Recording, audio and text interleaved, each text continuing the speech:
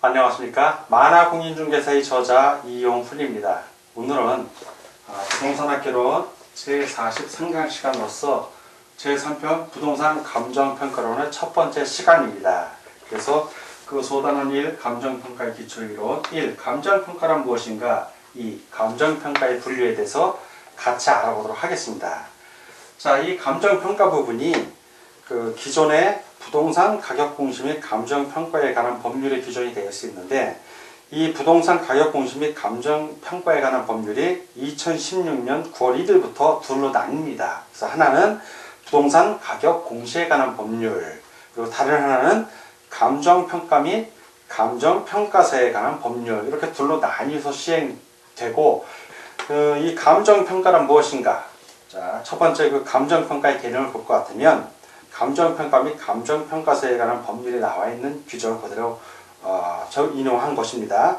감정평가의 개념, 토지 등의 경제적 가치를 판정하여 그 결과를 가액으로 표시하는 것, 이렇게 정의가 되어 나옵니다. 그래서 감정평가의 개념을 좀 알아봤고, 다음 이제 감정평가의 대상 등, 그리고 그 이하 감정평가의 분류에 대해서 계속해서 알아보도록 하겠습니다. 감정평가란 토지 등의, 토지만이 아니라 토지 등입니다. 토지 등의 대상이 여기 나오죠. 경제적 가치를 판단하여, 경제적 가치, 물리적 가치가 아니라 경제적 가치입니다. 그러니까 건물의 내용 연수도 경제적 내용 연수를 판단하는 겁니다. 가치를 요걸 판정을 해요. 자, 판정을 해서 그 결과, 자, 그럼 판정하면 결과나죠. 결과를 뭐로 표현한다? 가액 그러면 요거 금액이에요. 금액. 돈을 얘기하는 거예요. 가액으로 표시하는 것이 감정평가이다. 정의가 이렇으니까, 그럼 이 토지 등 감정평가의 대상은 무엇인가? 자, 감정평가의 대상은, 자, 대상을 구체적으로 보면 첫 번째 부동산이 있어요. 부동산. 자, 부동산 그러면 민법의 규정에 의해서 우리는 토지와 그 정착물로 한다. 그러니까 토지, 그리고 토지와 별개의 부동산으로 다뤄지는 뭐 건물, 건축물, 뭐 이렇게 생각하면 돼요. 토지 또는 건물, 건축물이라고 써도 상관없고 건물이라도 해도 됩니다. 자, 요거만 있냐? 그게 아니죠. 의제부동산도 있죠. 의제부동산, 네, 준부동산, 의제부동산, 뭐 자동차라든가 그것도 다 감정평가의 대상이에요. 항공기, 비행, 선박 이런 것들. 그리고 복합부동산, 토지와 건물을 합친 그런 개념, 다 부동산 들어갑니다. 두 번째, 동산도 감정평가입니다. 동산도. 동산 그러면 돈 말고 또 뭐 있나요? 많죠. 동산 그러면 그림 같은 거, 옛날 그림, 도자기, 뭐 이런 거 생각하시면 돼요. 서화, 옛날에 나왔던 것들, 골동품, 가장 대표적인 골동품이나 미술품, 이거 움직이는 것들이잖아요. 토지하고 건물 아니잖아. 그럼 다 동산이야. 이런 것들 감정평가 합니다. 얼마인지. 자, 세 번째는 기타 재산, 부동산과 동산 외의 재산이야. 기타 재산, 주로 무형적인 재산들이죠. 뭐 공업소유권이라든가 상호권, 저작권, 어업권, 광업권, 뭐 물권에 준하는 권리, 무체재산, 이런 거 다 무체재산권이죠. 어떠한 특채 물질로 보이진 않지만 무형의 재산인 거예요. 뭐 유가증권이라든가, 자, 이런 것들이 대상이 됩니다. 그럼 부동산 감정평가를 구체적으로 이제 실무에서, 책에는 좀 넣기가 모호한 내용이라, 이 부동산 감정평가를 언제 하냐? 언제 하니까 이게 필요한 거 아니에요. 가장 많이 쓰이는 게 경매 부동산을 생각하시면 돼요. 경매. 예를 들어서 공인중개사가 여러분들 중개실에서 중개를 배웁니다. 자, A라는 사람이 주택을 사는데, 자, 주택이 2억이야. 그런데 자기 자본, 그러니까 저당은 1억을 잡았어. 1억. 그리고 자기 자본이 1억이야. 자, 1억은 누구 거다? 은행은 여기다 뭐 설정한다? 저당권. 이렇게 설정해서 보통 근저당을 많이 설정을 해요. 1억 한도 내에서 좀 갚다가 다시 또 빌릴 수도 있으니까 근저당을 설정을 했는데, A라는 사람이 다달이 이자를 쭉 갔다가 만기 일시 상환 3년을 계약을 했는데 중간에 1년 만에 사업이 어렵거나 직장에서 그만둬갖고 이자를 못 낸 거야. 그럼 빨리 집을 팔아갖고 빚을 갚으면 되는데 그 시기도 놓쳤어. 불경기가 워낙 심하게 와서 집도 안 팔려.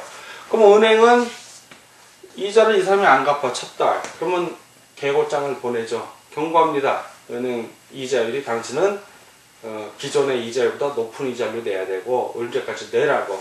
두 번, 세 번 안 갚아서 두 달 샜다. 그러면 은행에 경고장 또 보내. 안 갚으면 경매 보낸다고.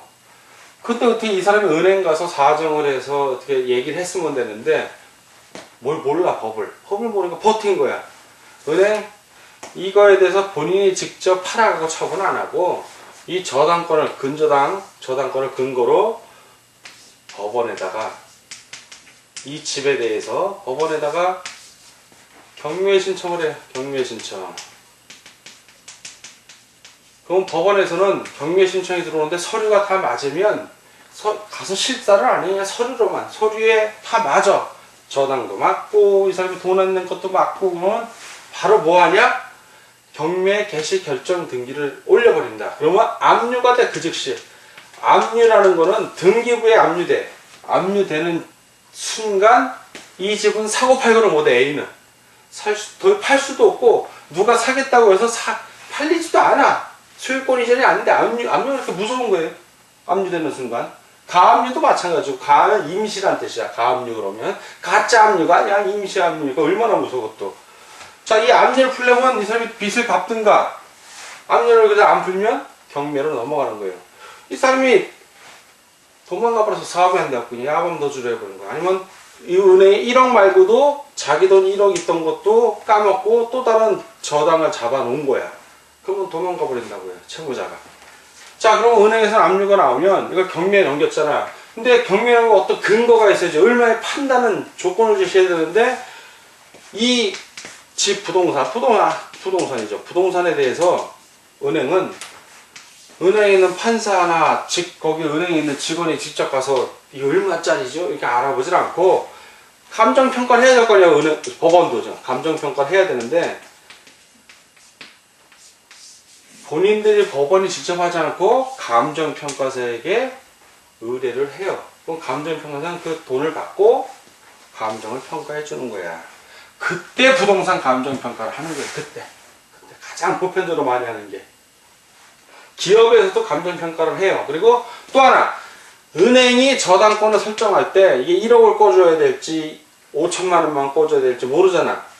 저당을 설정할 때 그때도 감정평가사한테 감정평가하는 회사에게 의뢰를 해서 감정평가사가 감정을 한다면 이게 2억짜리 집 충분하다고.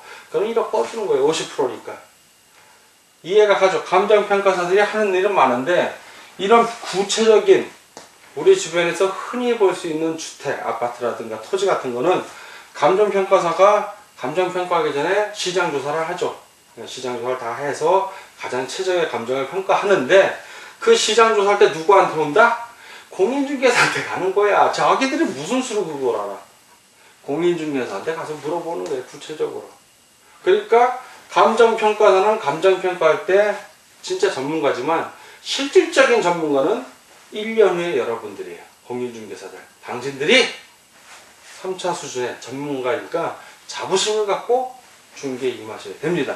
자, 이래서 감정평가가 필요하다는 걸 지금 우리가 알았습니다. 자, 그럼 감정평가는 어떤 기능을 하는가? 이게 사회적으로 기능을 하니까 감정평가를 우리가 배우고 있는 거예요. 자, 감정평가의 기능. 자, 두 가지 기능이 있어요. 하나는 정치적 또는 정책적. 다 같은 말이에요. 정책적인 기능이 있고 또 하나는 가장 중요한 경제적 기능이 있는 거예요. 경제적 기능. 자, 정책적 기능은 적정 가격을 형성시켜줘. 적정 가격. 아까 부동산 경매에 나온 물건 같은 거 저당권 설정할 때 가격이 얼마인지. 자, 그리고 합리적인 보상을 해줘. 왜? 국가에서 국가가 개발을 하려고 그래. 토지를 수용해. 자, 토지 수용. 근데 이 토지의 가격을 몰라. 그러면 감정평가 하는 거예요. 그때도. 감정평가 용도가 다양하다는 겁니다. 대표적으로 우리가 주변에서 흔히 볼 수 있는 거는 아까 은행이 저당권 설정하거나 법원에서 격리할 때 감정평가도 하지만 다양한 역할을 해요. 국가에서도 감정평가를 필요로 합니다. 합리적 보상을 하기 위해서. 자, 그리고 부동산의 효율적, 부동산을 효율적으로 관리해야죠. 효율적 관리를 위해서도 필요로 하고, 그리고 전문적인, 아니, 거래 질서. 부동산은 가격이 워낙 크잖아요. 부동산. 10,000원, 30,000원짜리 부동산 없잖아. 단위가 보통 1,000,000원, 억 이렇게 넘어가니까 거래 질서 확립을 위해서도 필요합니다. 감정평가 정확하게 해줘야 돼. 가격이 부풀리는 거품 현상을 빼줘야 되고. 그러면 경제적 기능은 무엇인가? 아까 정책적인 기능은 공적 기능이고 경제적 기능은 사익적 기능이 좀 강합니다. 효율적인 배분, 가격의 기부에 의해서 효율적인 배분, 자원을 효율적으로 배분하는 기능이 있고, 자, 역시 여기는 또 거래질서 확립. 아까 이 거래질서 확립은 주로 과세자료 확보에, 과세자료 확보. 거래질서 확립이라는 공익적 목표 외에 실무적으로는 과세자료, 세금을 부과하기 위해서. 그럼 근거가 있어야 부과될 거 아니야. 1억짜리인지 5천만원짜리인지 감정평가를 정확하게 해야 과세자료가 확보됩니다. 여기서는 사익적인 매매로서의 거래질서 확보를 하는 거고, 자, 그리고 자산을 판단하는 기준이야. 자산을 판단하는 기준. 시장에 매물로 나왔을 때는 시장에서 가격이 형성이 되지만 팔 생각이 없어. 그냥 보유만 하고 있는 상태에서도 그 가격이 얼마인지는 알아야 될 거 아니야. 임대차 우리가 보고 정기보고서, 부동산 정기보고서 쓸 때 자산 보고서 쓰지 않습니까? 6개월에 한 번씩. 그때 판단의 기준이 바로 감정평가 가격이 되는 겁니다. 자, 그리고 마지막으로 이제 생활환경 개선. 생활환경 개선 기능도 있어요. 해당 지역이 개발이 돼갖고 가격이 올라갔어. 감정평가를 통해 보니까 많이 올라갔어. 그러면 그 지역을 개발이 들어간다고요. 그런 기능도 감정평가가 하고 있습니다. 자, 그럼 이러한 감정평가, 부동산 감정평가. 이게 내용을 한번 분류를 해봐야겠지. 자, 감정평가는 어떠한 종류로 구분이 되는지 구체적으로 들어가 보겠습니다. 자, 감정평가의 종류는 그 기준, 보는 관점에 따라서 내용들이 조금씩 바뀌어요. 자, 먼저 기준, 어떠한 기준이 있는가. 먼저 첫 번째, 이 감정평가의 종류에서 시점, 보는 시점에 따라서 내용이 달라져. 과거냐, 현재냐, 이렇게 미래냐. 두 번째는 전문성. 전문가가 본 거냐, 비전문가가 본 거냐. 간단히 보면 그렇게 얘기할 수가 있어요. 자, 세 번째는 우리가 감정 평가하려는 그 대상 물건에 따라서 부동산입니다. 지금 부동산 감정 평가를 하는 거예요. 대상 물건에 따라서 내용을 파악할 수 있는데 시점에 따라서 네 가지로 볼 수 있습니다. 자, 시점에 따라서 네 가지. 첫 번째, 현재 보는 거. 현황 판단. 현황 평가. 감정 평가니까 현황 평가. 현재의 상황대로 평가한다는 얘기예요. 간단히 글자 그대로 해석을 하면 돼. 현황 평가. 이거는 기준이 언제? 현재를 기준으로 부동산을 평가하는 거예요. 현재를 기준으로. 자, 두 번째는 그럼 과거를 기준으로 평가하는 것도 있을 거 아니에요. 그걸 소급. 과거로 올라간 걸 거슬러 간다 해서 소급이라고 그래요. 소급. 자, 소급 평가.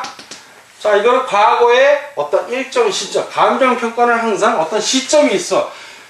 수요와 공급에서는 유리한 개념인데 이런 가격 같은 거는 어떤 시점이야. 올해 가격 다르고 작년 가격 다르고 내년 가격 다를 거예요. 그러면 내년 거는 그 시점을 정해줘야 돼. 과거의 어떤 시점, 일정 시점에서의 가격이 어떤지 평가하는 겁니다. 세 번째, 기한부 평가. 일정 시점에 장래에 도달할 시점을 중심으로 평가를 하는 거야. 기한이라는 거는 확실하잖아. 돌아오는 게 아니야. 장래의 조건이 확실하게 오는 거는 기한이야. 예를 들어 이거 부동산 민법 및 민사특별법에서 여러분들이 배울 텐데, 자, 예를 들어 줄게요. 내가 죽을 때 이 재산을 너에게 주겠다. 내 자동차를 너에게 주겠다. 조건이야, 기한이야? 헷갈리죠? 죽는 건 확실해, 불확실해? 확실하잖아. 오잖아, 언젠가는. 그건 기한이야. 확실하니까. 죽는 거는. 근데 예를 들어서 내가 이번 시험에 붙으면 이 차를 너에게 주겠다. 붙을지 안 붙을지 알아. 그건 조건이야. 올지 안 할지 모르면 조건이야. 그럼 네 번째는 바로 그게 조건부 평가예요. 어떤 조건이 있을 때. 자, 기한은 확실하다, 안 확실하다? 아, 이건 기한이 도래하는 건 확실해. 자, 조건은 불확실하다. 이건 불확실해. 조건이 올지 안 할지 불확실하지만 그래도 그 조건이 성취된과 과정에서 평가할 수 있잖아. 조건이 성취 안 됐을 때는 어떻고, 조건이 되면 어떻게 된다. 자, 이 조건부 판단, 조건인지 기한인지 판단하는 기준은 실현이 가능한가? 이게 제일 중요해. 실현이 100% 가능하면 기한이 되는 거고, 모르면 조건인 거야. 그 다음에 뭐 합리성, 합법성, 객관성 이런 것들이 있는데 제일 중요한 개념은 실현 가능성이다. 기한인지 조건인지. 이거 확실하고 하면 불확실해.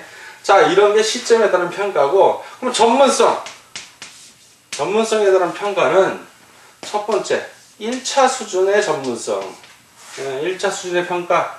두 번째 2차 수준의 평가. 세 번째는 3차 수준의 평가. 4차는 없어요. 3차까지 있는 건데, 1차는 가장 비전문가야. 그냥 거래 당사자라고 생각하면 돼요. 집을 사고 파는 사람들도 다 생각은 있어. 대략 얼마 할 것이다. 정확히 몰라도 알아. 그리고 일반인이라고 보면 되고, 이런 사람들이 평가고, 두 번째는 부동산 감정평가니까 부동산 관련 종사자야. 부동산과 관련한 업무 종사자들. 뭐 은행에서 일하는 사람들, 공인중개사 밑에서 일하는 사람들이라고 보면 되겠죠.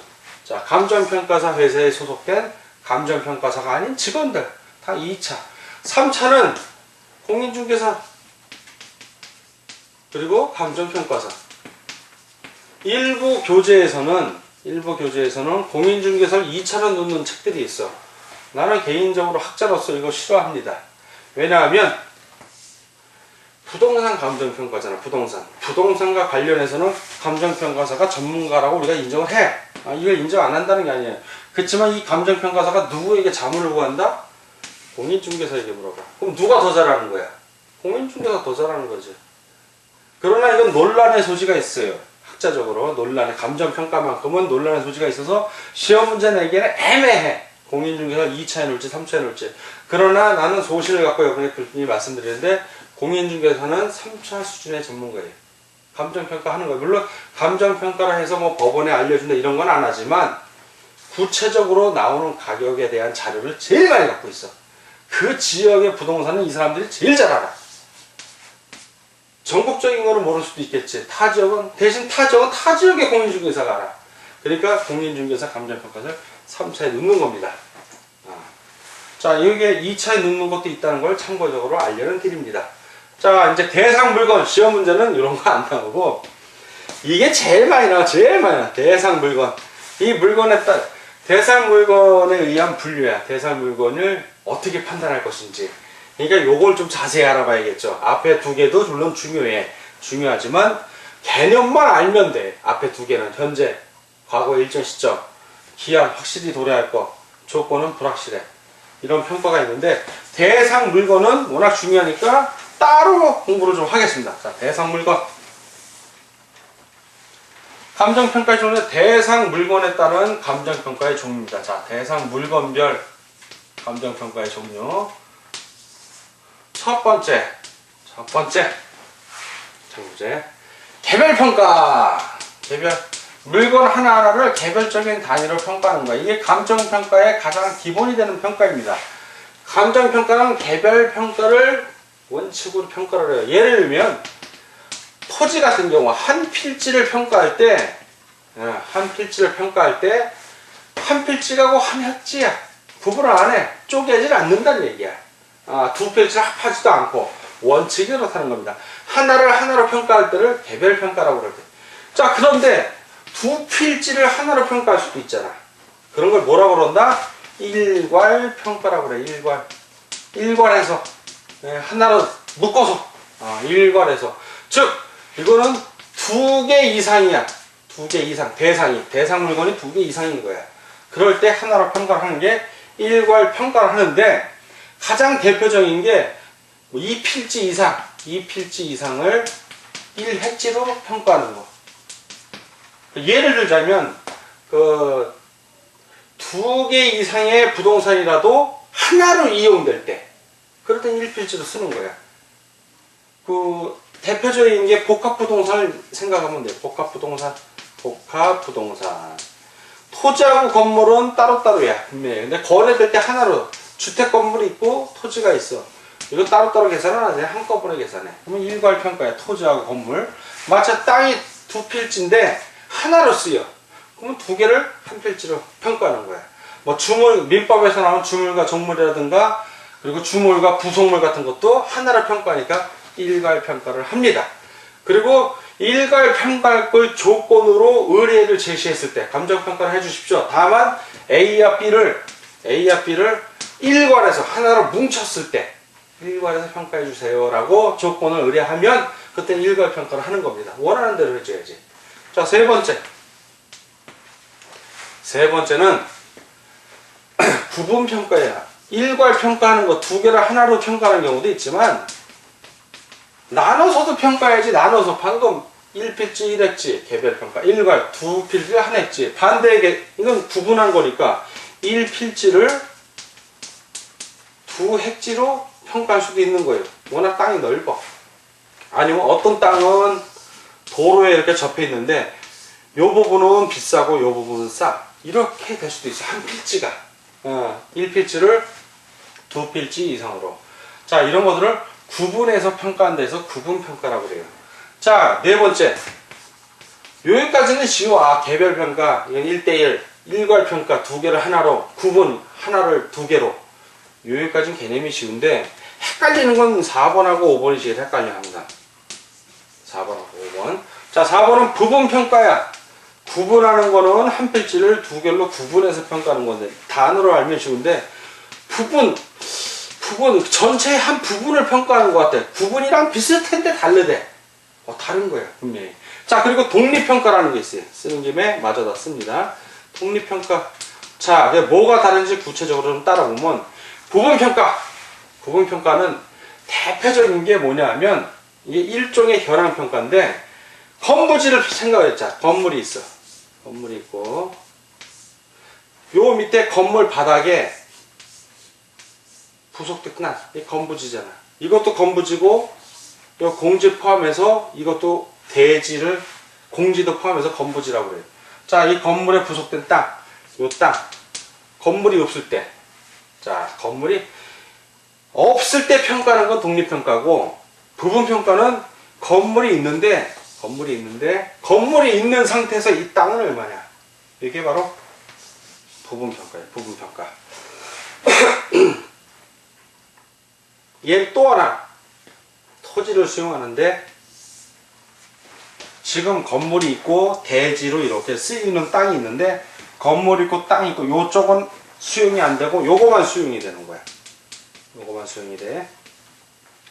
자, 이 토지만 갖고 따졌을 때는 값이 좀 나죠. 근데 건물이 있고 건물의 쓰임의 용도가 이 토지를 다양하게 활용하면 이 토지의 가격이 높아. 자, 이 수용이 돼. 그럴 때는 부분평가를 해. 건물이 있는 상태에서 좀 높게 쳐준다는 얘기예요. 건물이 있는 상태에서 이 토지를 수용할 때 가격을 해서 수용을 해준다는 거예요. 자, 이거는 바로 토지 수용 시, 지금 토지 수용 시 잔여지, 남잖아, 남는 거. 잔여지 평가는 부분평가를 하는 겁니다. 이쪽이 수용될 때는 당연히 건물하고 땅하고 합쳐서 부분평가를 할 거야. 이 나머지는 수용을 안 한다면.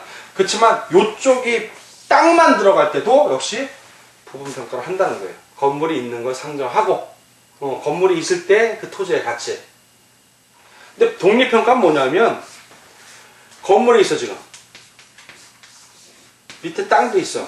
근데 건물은 없다고 생각하고 토지만 평가하는 거야. 간단해, 이거는.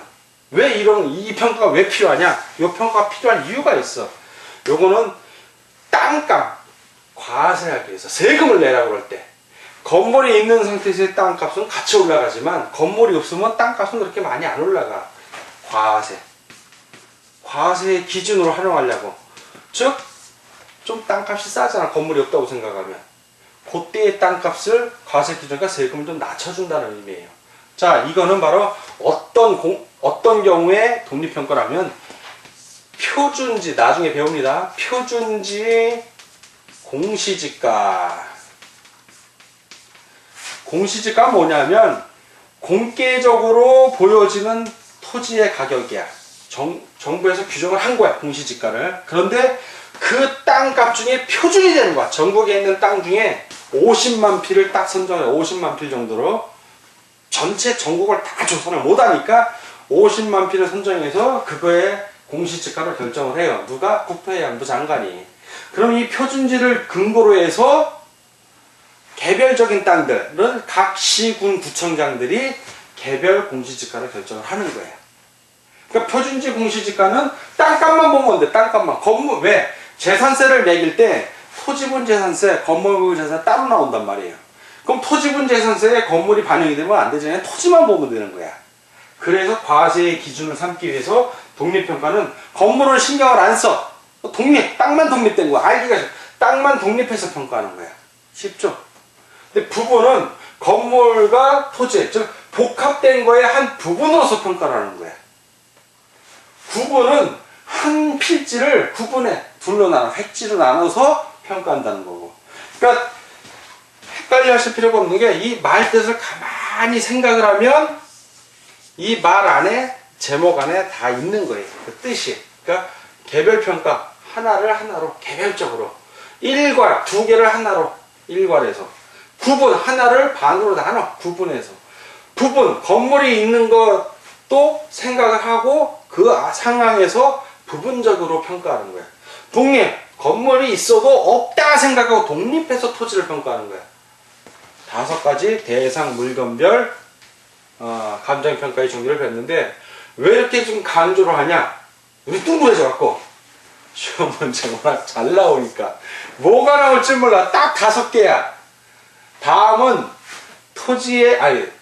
감정평가를 대상 물건별로 구분한 종류이다. 종류에 대한 설명이다. 틀린 것은? 그럼 이거 다 설명을 해줘. 그 중에 하나 살짝 바꿔라. 그러면 그게 답인 거야.